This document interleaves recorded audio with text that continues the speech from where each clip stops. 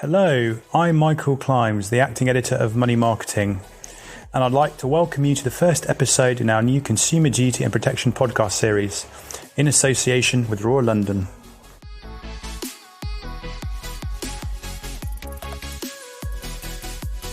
Hello there, it's Amanda Newman Smith from Money Marketing, and today I'm joined by the team from Royal London.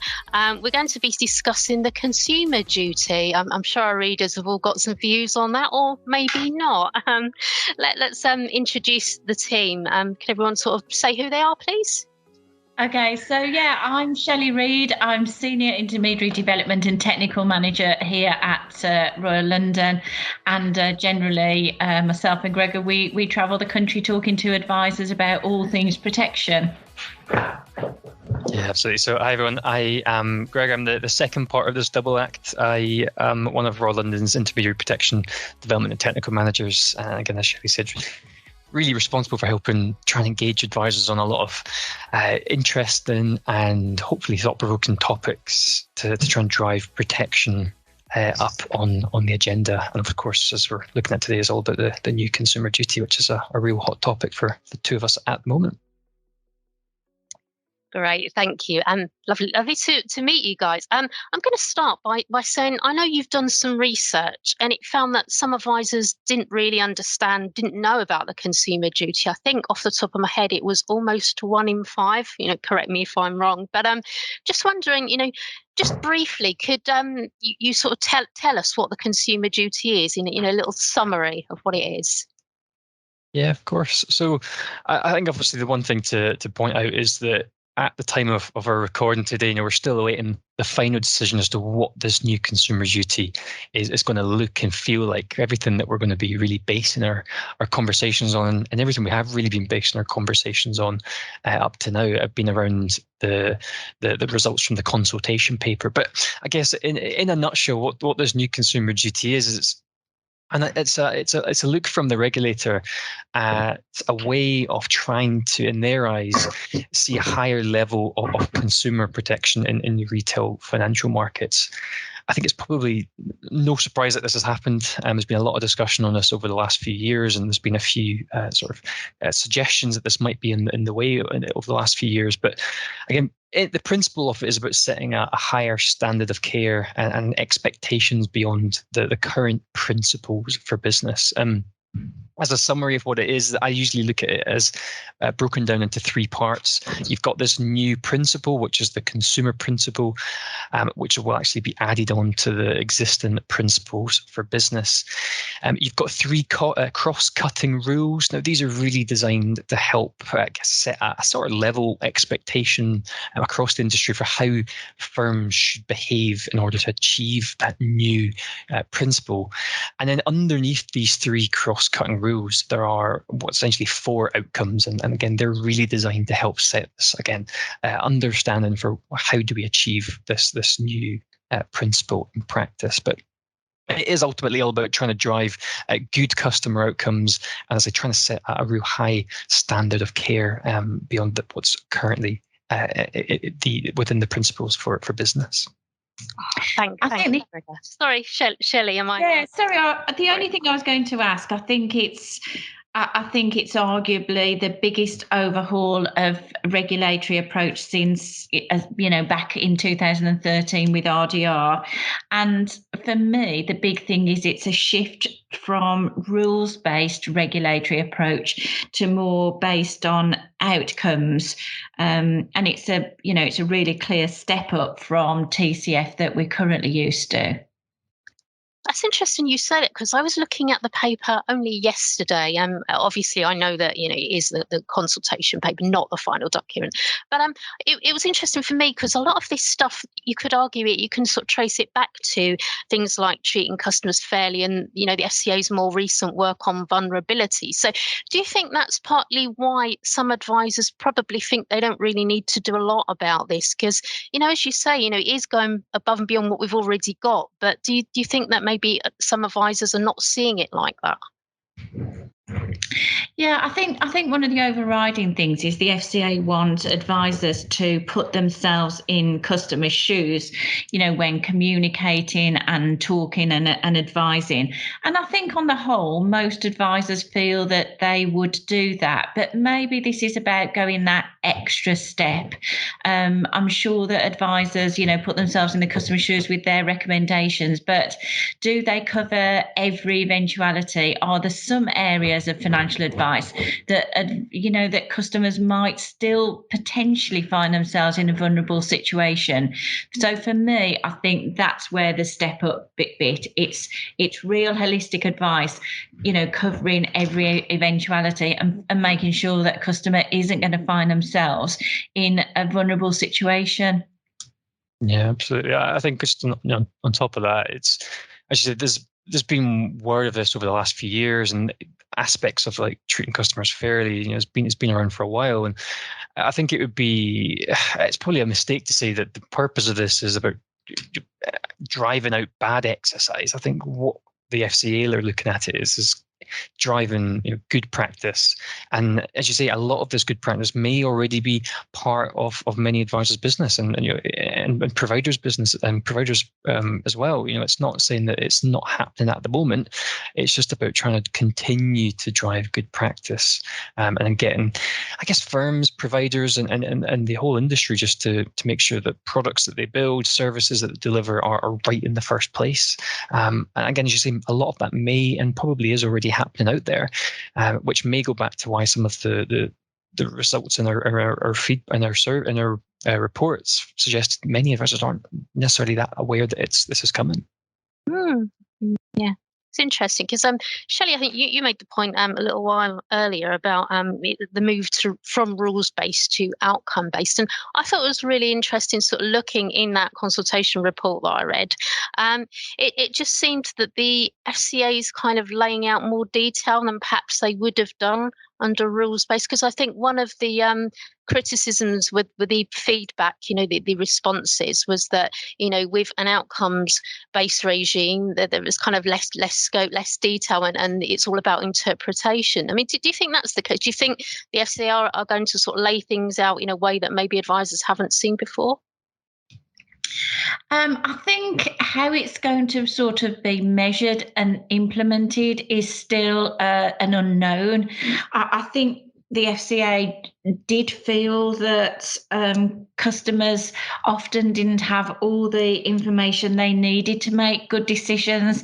So I think that might be at the heart of it, that advisors need to make sure that customers have all of the information. So it might be that advisors, just maybe as far as protection is to look at price and not give all of the options to customers to make that informed decision.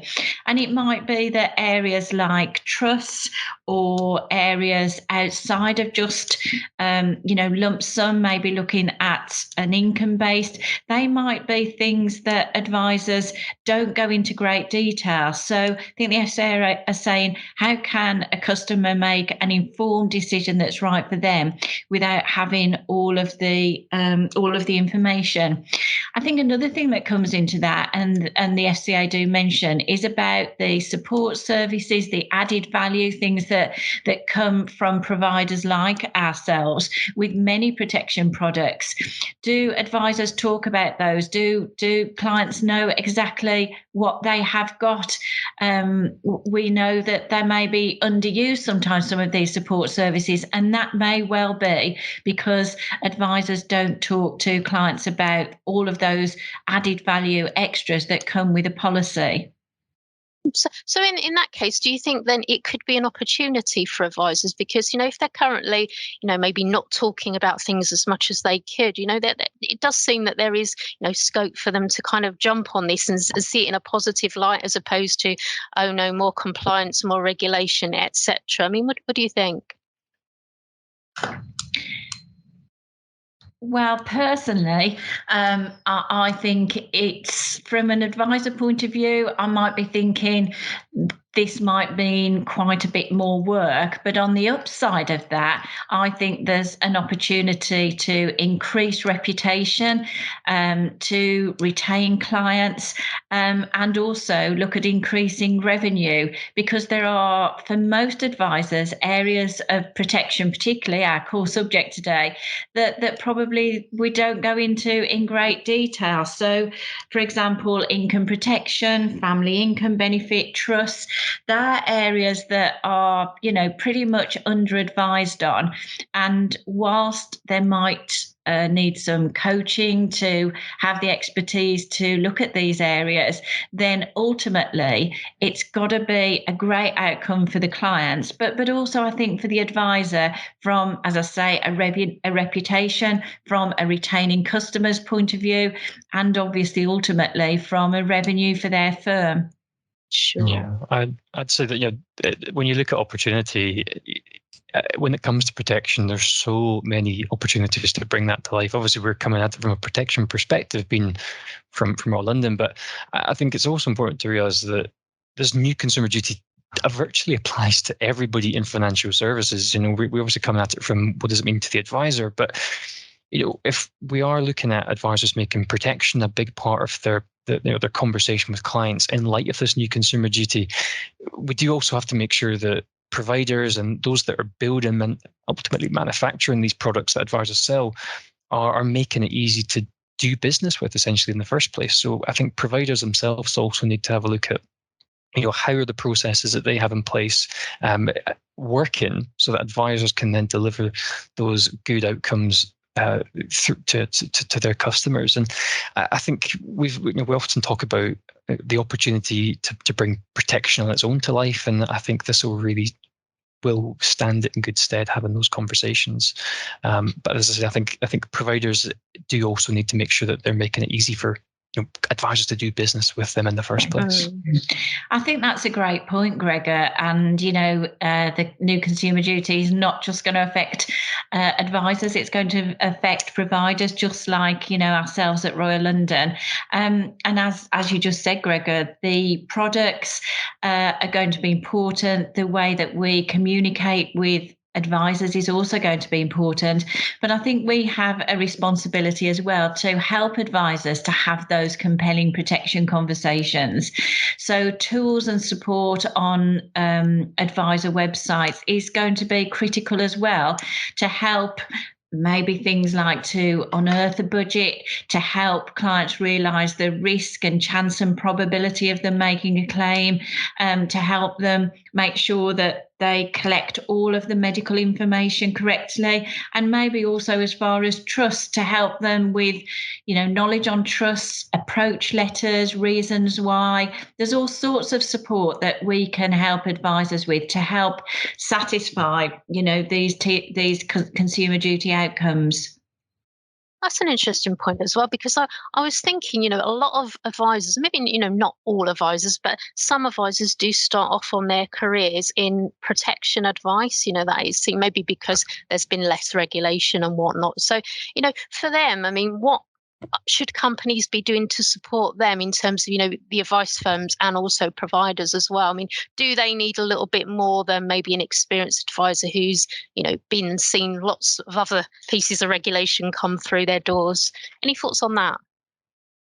Yeah, I want to just go back to the research that you mentioned we produced, because that kind of was brought to life within there. So one of the things that we asked in the Royal London research was, do you expect to make any changes to your business in light of the new consumer duty? What type of support do you expect to receive? Where would you actually look towards receiving support? And a significant number of the respondents would say that they would look towards their network or product providers for support.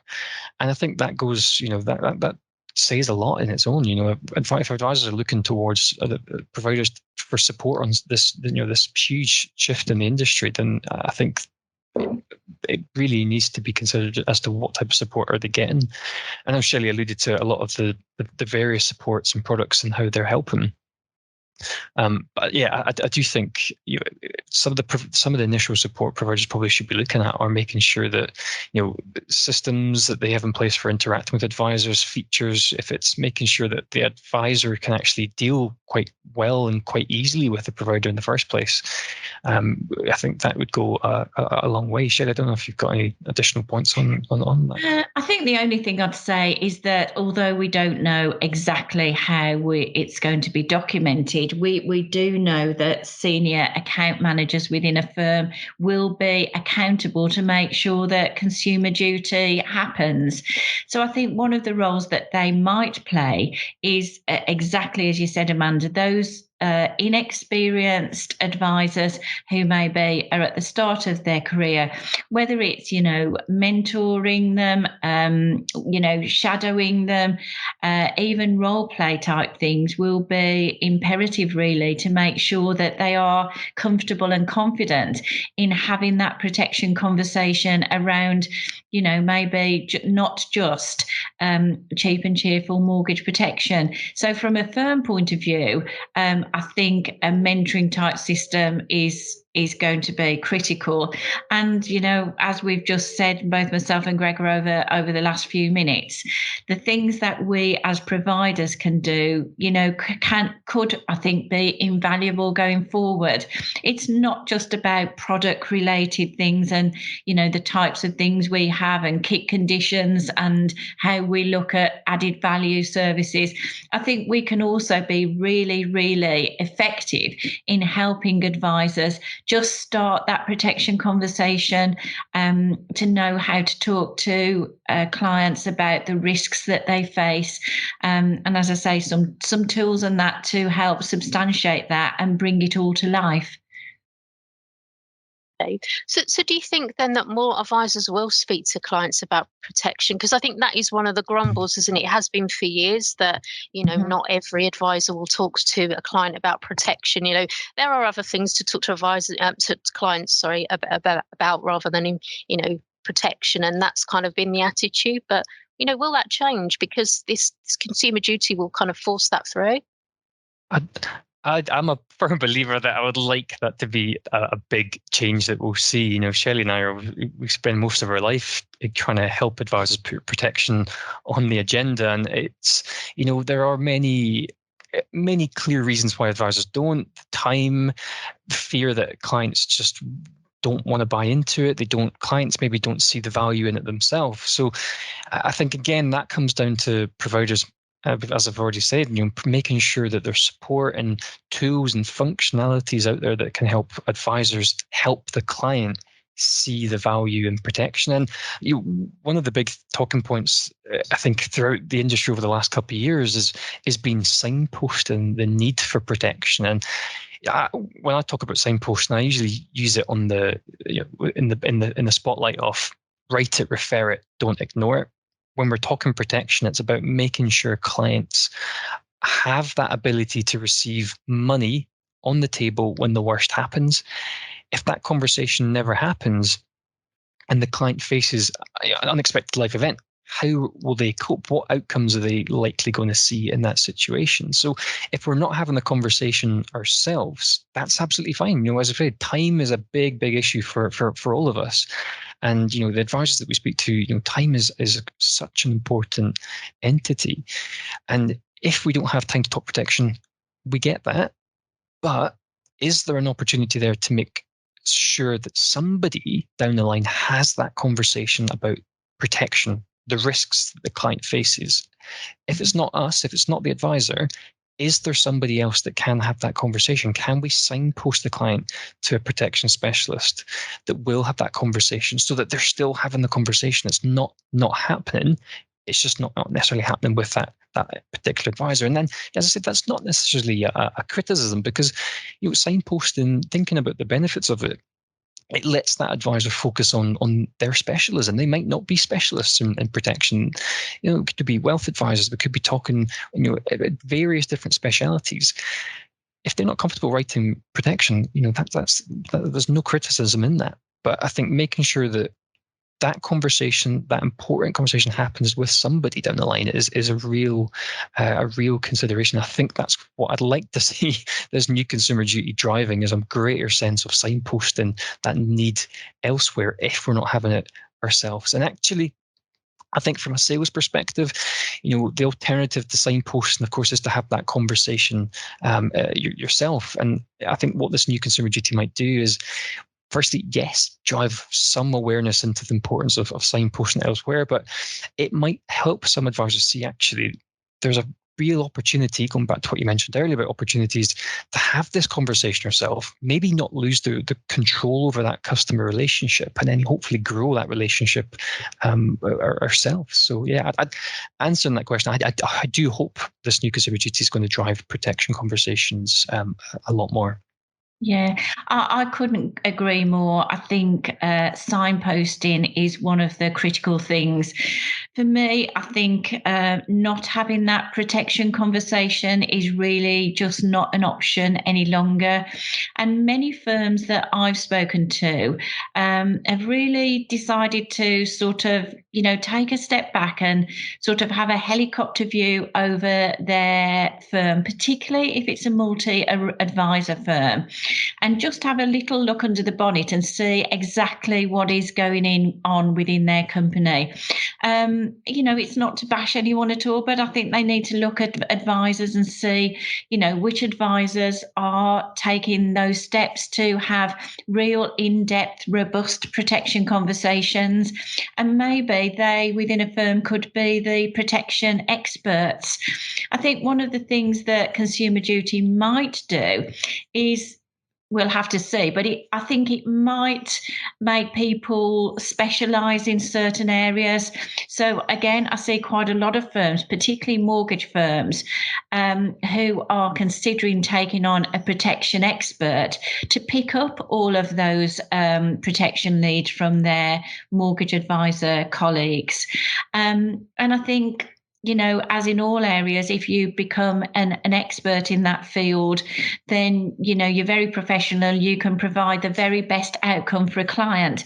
So it could be that if you're not, looking at protection all day, every day, then, you might get a little bit rusty on, which providers are great for different areas. So a protection expert will know which providers are good for a complex medical situation, which providers are good for, complicated family medical history, or maybe if someone has a dangerous job or a hazardous pursuit, someone who's an expert in protection will know exactly who to go to. And that's going to save time and inconvenience, and a lot of work for the advisor, who maybe isn't doing that every single day. So it might be that we see protection experts coming up in firms. And as Gregor said, if you're a smaller firm and protection isn't something that you want to do for whatever reason, time, resource, expertise again, then I think it's really critical to consider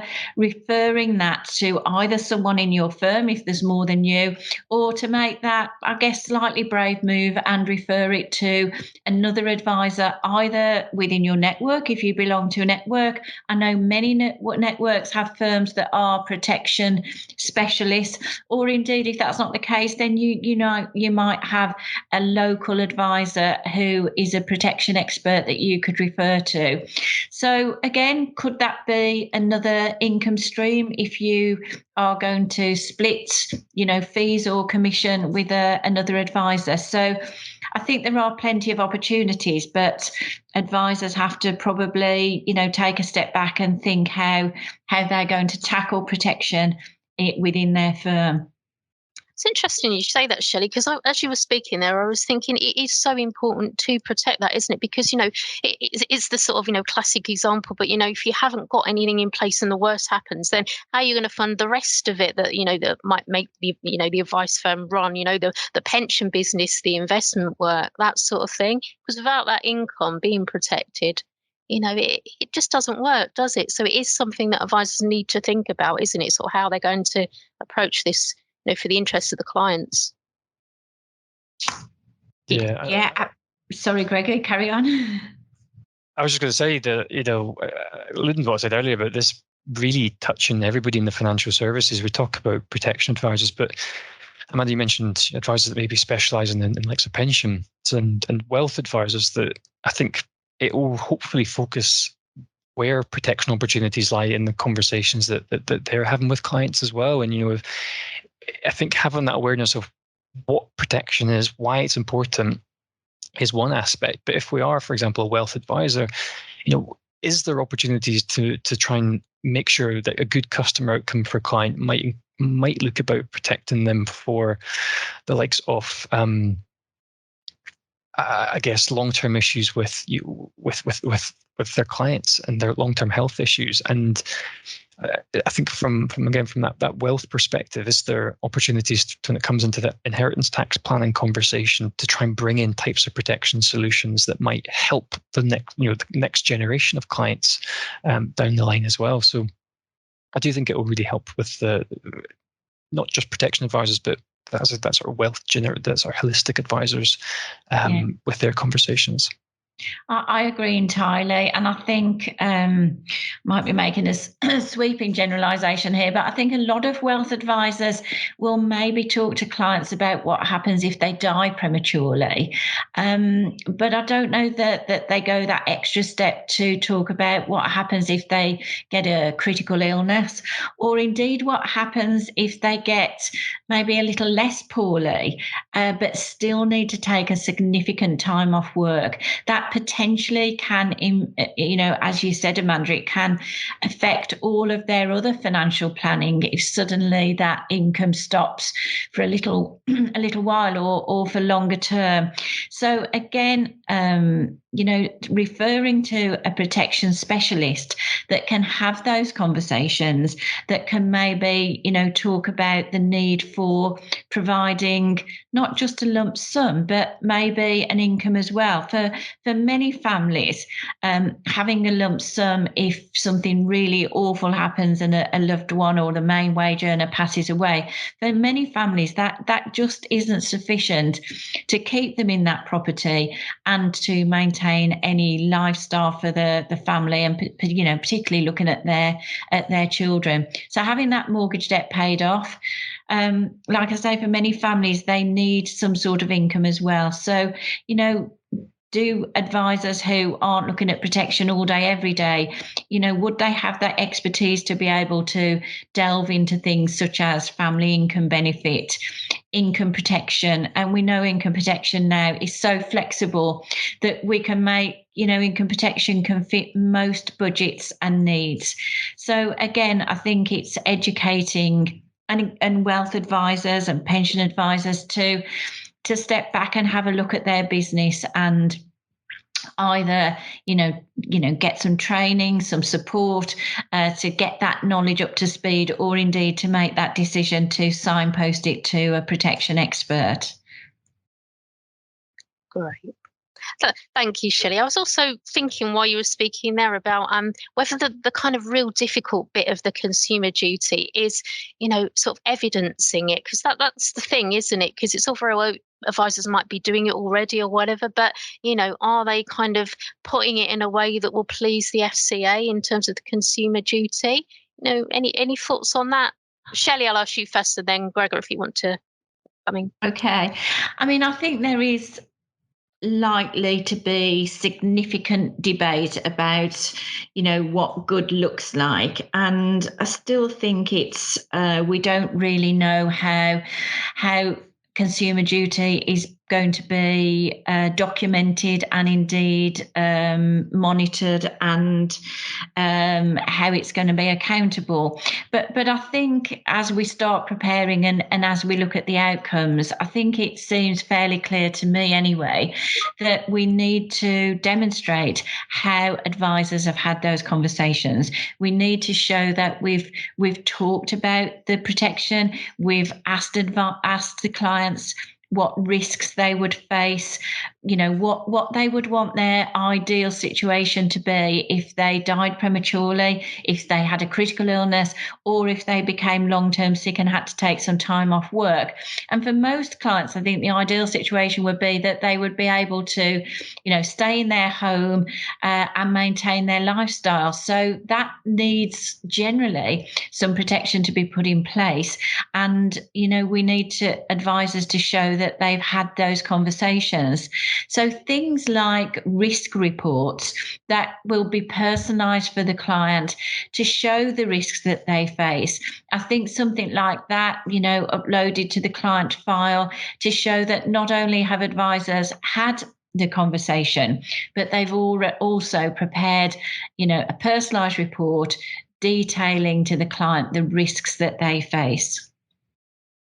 Yeah, I think that's a spot on suggestion, really. I think actually having that tangible report, that tangible document that advisors can obviously share with clients, but obviously store themselves, will go a long way to help the documentation question and evidence in this new consumer duty. And obviously, we're still talking about this as a consultation paper in terms of what is evidence and this is going to look like is still very much up in the air. But within the consultation paper, and I'm sure everybody listening will have read the 243 plus pages and the initial 50 odd pages of report.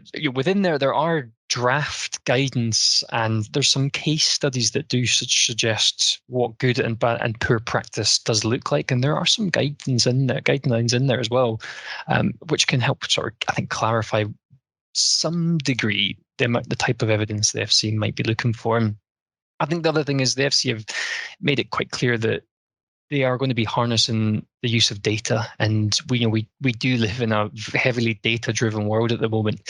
I think there will be a lot of requirements for firms to try and make sure that they understand the data they have access to, the data they produce, and I think again that will go hopefully a long way to try and help them with evidence in this new consumer duty. And there was talk previously about the FCA consultant on the likes of, I think it was a new private right of action for where breaches in this new consumer duty principle occurs. I know that's still ongoing and under consultation. And obviously what that would intend to do is give individuals, I guess, a course of action to make a claim for damages caused by breaching the principle. But I know that's still ongoing. There is a lot of uncertainty around what evidence in the new consumer duty will really look like. But I think making sure that we've got an understanding of the data and the MI we deal with, it will be a huge step forward. And of course, providers as well, given access to the likes of these risk reports. And some of the actual hard copy sales aids, sales support documents, I think will also be a really good visual and physical way of evidence and good outcomes for clients. Can I just pick up on something that you said there, Gregor, that I think data is going to be imperative here. For someone who's a firm principal, a senior account manager within a firm, or indeed responsible for clients, I think that data will be really, really important. So they can look at exactly what's happening within their company. And as I said, as far as training and development advisors is concerned, to monitor exactly what's happening, and if there is an advisor that's struggling, then data will show that maybe there's no protection sales happening, or there's just live cover happening, and we, along with other providers, can provide coaching and help to have those conversations outside of just maybe basic mortgage protection.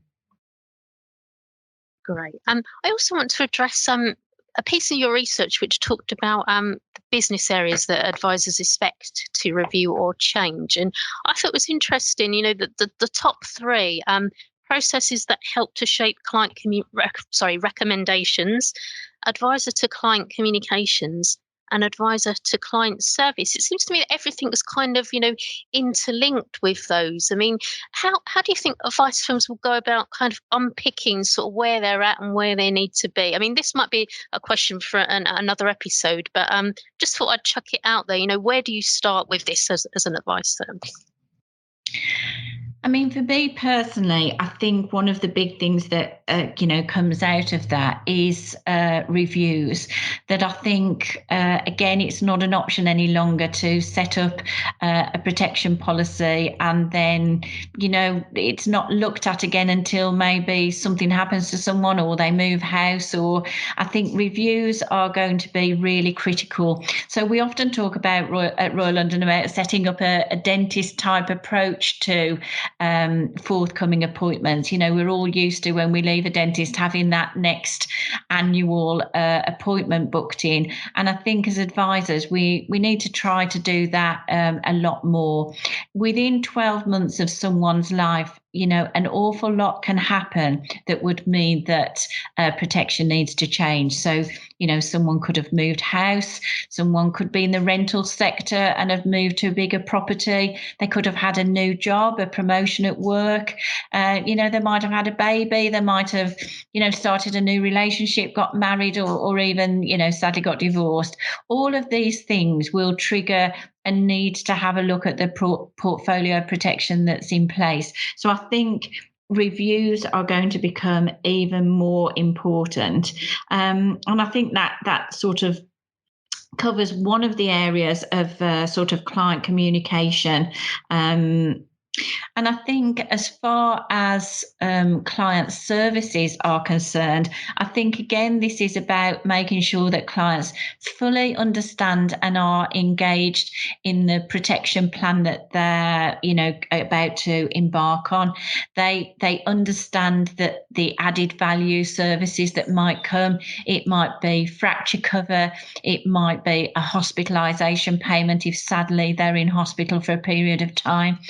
It might be that, very current at the moment, someone in their immediate family might need some mental health support, all sorts of things that quite often are accessible through a protection policy.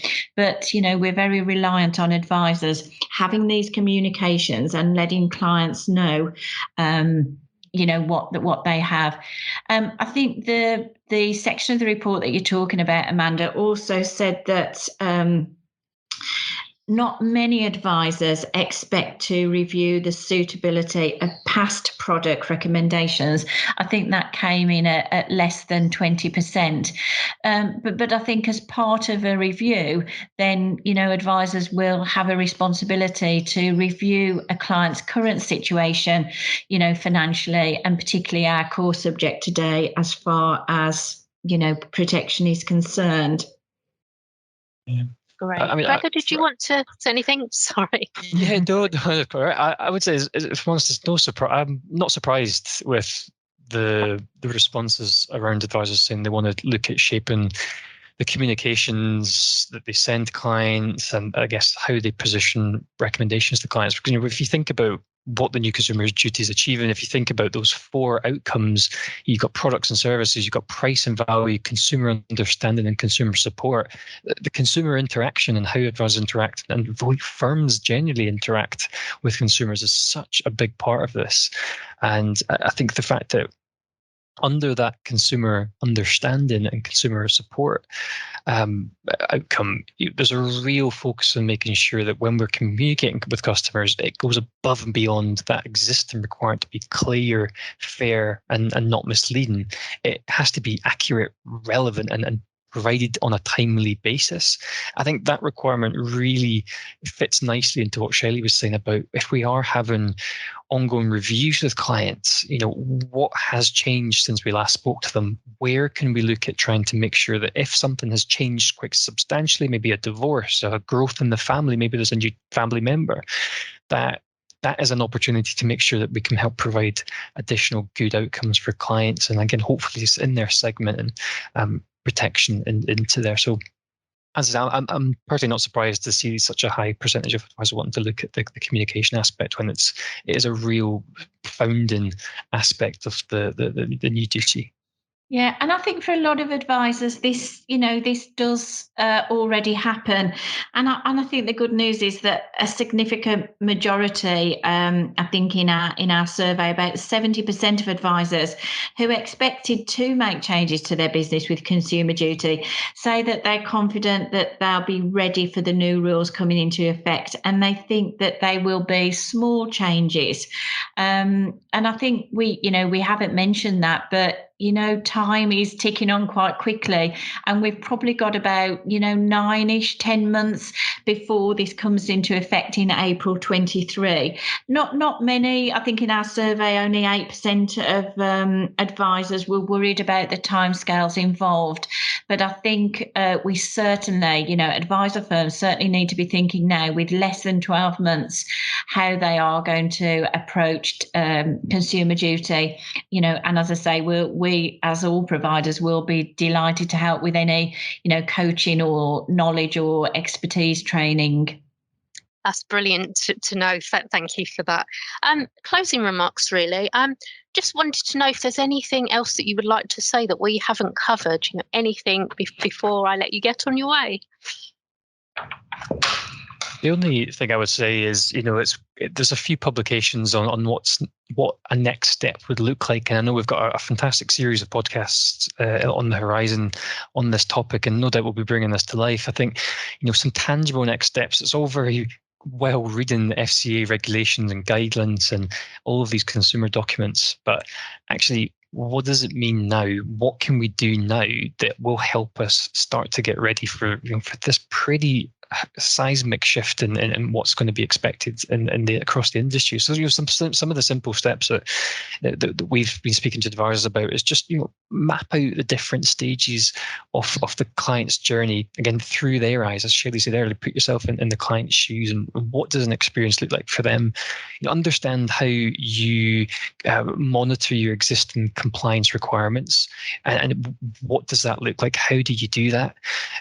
Where does value for money fit into your conversations with clients? How do you ensure that the providers you use, and this also goes for providers themselves, how do they ensure that clients and customers access value for money?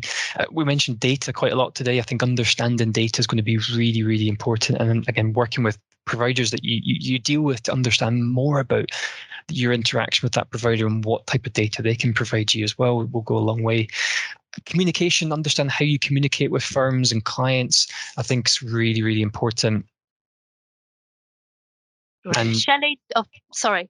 I've lost you there. I lost you there, sorry.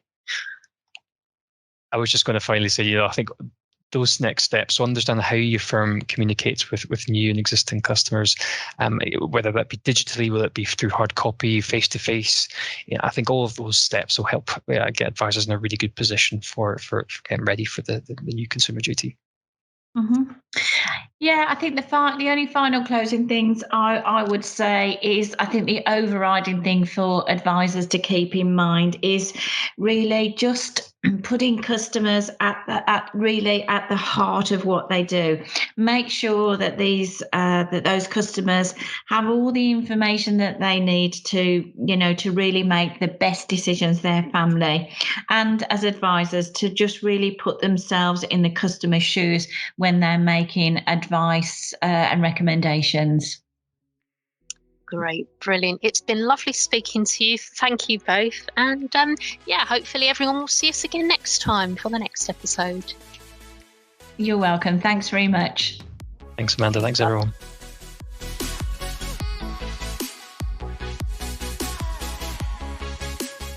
In the next episode, we'll further explore how advisors can get ready for the changes and what providers can do to help them fulfill their responsibilities. And if you want to read Royal London's research report, Counting Down to the Consumer Duty, or get tools and resources to support your protection conversations, visit advisor.royallondon.com/building resilience.